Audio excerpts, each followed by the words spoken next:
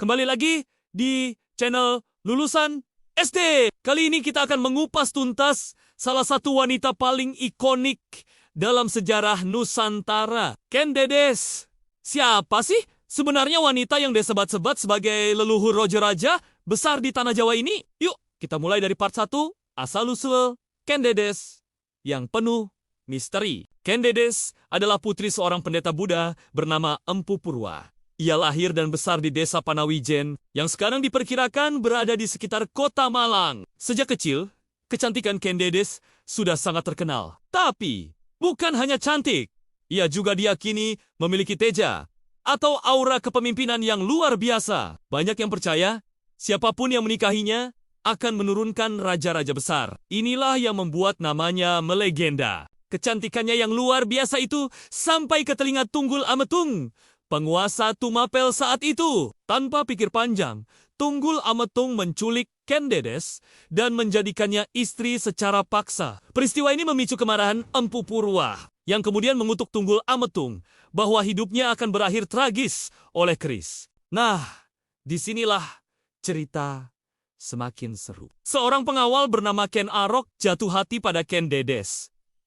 Suatu hari, ia secara tidak sengaja melihat betis Ken Dedes yang bersinar terang. Sebuah pertanda wahyu ke Prabon, tanda wanita yang akan melahirkan raja-raja. Hasrat Ken Arok untuk memiliki Ken Dedes dan tahta Tumapel pun semakin membara. Dengan bantuan keris sakti buatan Empu Gandring, Ken Arok berhasil membunuh Tunggul Ametung dan merebut Ken Dedes. Dari pernikahannya dengan Tunggul Ametung, Ken Dedes memiliki seorang putra bernama Anusapati. Lalu, dari pernikahannya dengan Ken Arok, ia melahirkan beberapa putra, termasuk Mahisa Wongatele. Uniknya, silsilah inilah yang menjadi cikal bakal lahirnya Wangsa Rajasa, dinasti yang menguasai kerajaan Singasari hingga Majapahit. Jadi, bisa dibilang, hampir semua raja besar di Jawa setelahnya adalah keturunan Ken Dedes. Akhir hidup Ken Dedes sendiri tidak banyak dicatat dalam sejarah.